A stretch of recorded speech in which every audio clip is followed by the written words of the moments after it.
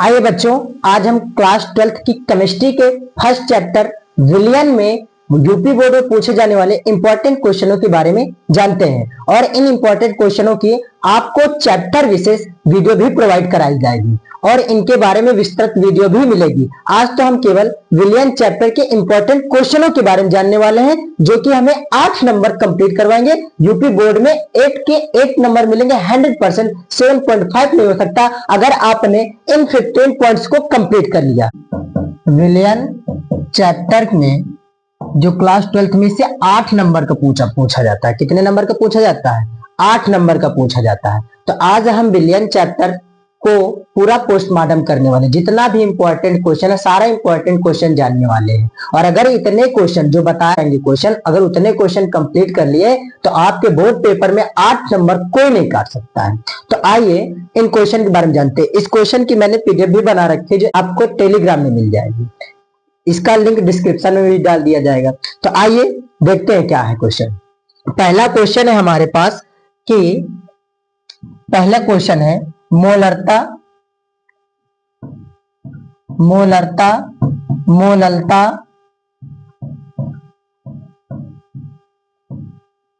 फार्मलता, वैसे फार्मलता इतना ज्यादा इंपॉर्टेंट ना है, तथा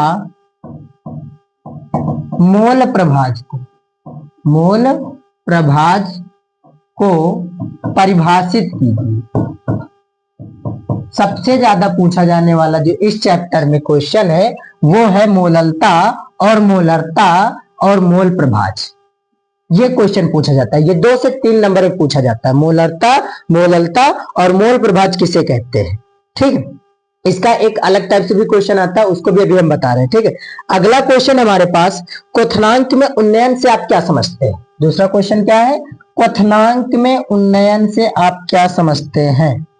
क्वथनांक में उन्नयन से आप क्या समझते हैं?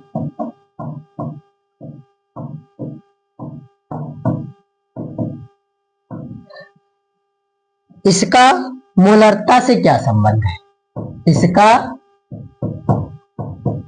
मोलरता से क्या संबंध है?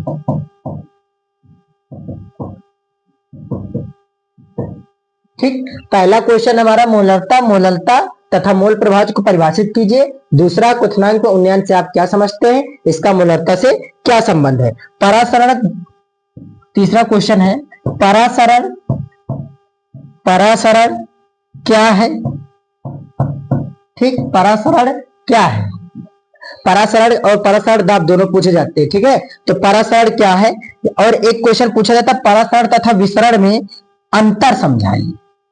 वेरी वेरी मोस्ट इंपॉर्टेंट सारे क्वेश्चन है, बहुत ज्यादा पूछे जाने वाले क्वेश्चन है।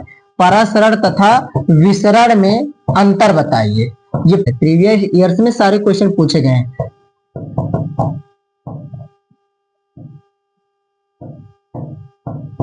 अंतर स्पष्ट कीजिए। ठीक है, तो चौथा क्वेश्चन हमारा क्या है? परासरण तथा विसरण में अंतर स्पष्ट कीजिए।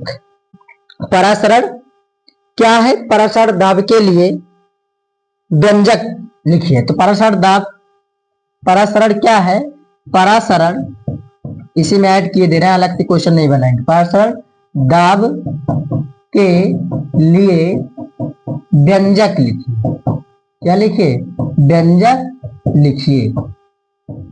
ठीक, तो ये हो गया हमारे टोटल 4 क्वेश्चन। 5वां क्वेश्चन हमारे पास, प्रति परासरण क्या है? इसका उपयोग लिखिए। प्रति परासरण क्या है? इसका उपयोग लिखिए।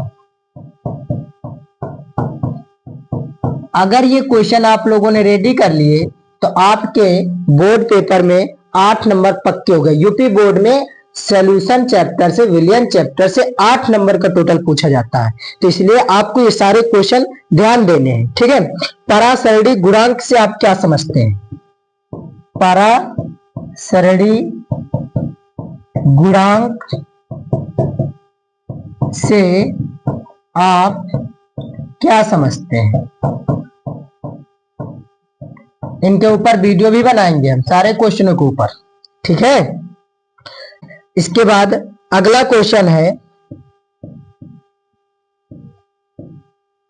अपसामान्य असंख्य गुणों से आप क्या समझते हैं। असंख्य गुणों से आप क्या समझते हैं।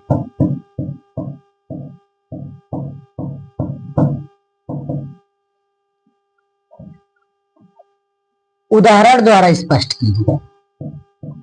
उदाहरण द्वारा स्पष्ट कीजिए।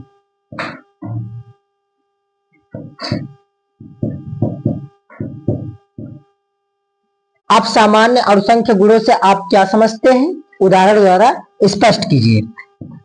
8th क्वेश्चन है हमारे पास, समपराशरी विलयन किसे कहते हैं। समपराशरी विलयन किसे कहते हैं। ठीक, इसमें भी उदाहरण देना चाहे तो उदाहरण से भी पूछ लेता है इस क्वेश्चन को कि समपराशरी विलयन से आप क्या समझते हैं, एक उदाहरण देकर समझाइए। ठीक है, आप सामान्य और असंख्य गुणों से आप क्या समझते हैं, उदाहरण द्वारा समझाइए। इसका 9वां क्वेश्चन है इस चैप्टर का। 9वां क्वेश्चन, हिमांक में अवनमन तथा विलय के अवभार में क्या संबंध है। हिमांक में अवनमन तथा विलय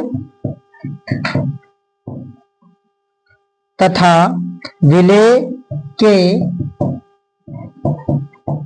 अणुभार में क्या संबंध है।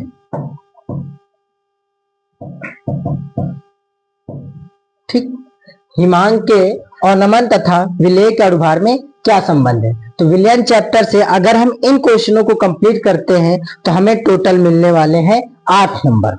क्वेश्चन नंबर 10 है, परासरण दाब को परिभाषित कीजिए। परासरण दाब बहुत ज्यादा पूछा जाने वाला क्वेश्चन है ये, इसे तो तैयार ही कर लेना। परासरण दाब को परिभाषित कीजिए। अच्छा, एक बार इसको हम बीच में शामिल कर चुके हैं, लेकिन ये कई बार 2 नंबर में और कई बार 3 नंबर में पूछा जाता है।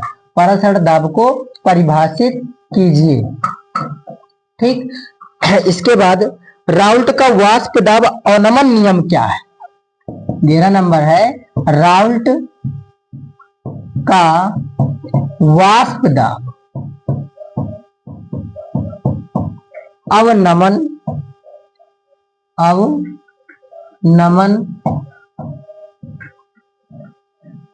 नियम क्या है।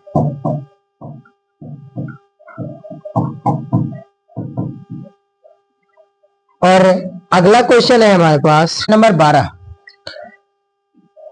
राउल्ट के नियम की सीमाएं लिखिए। राउल्ट के नियम की सीमाएं लिखिए।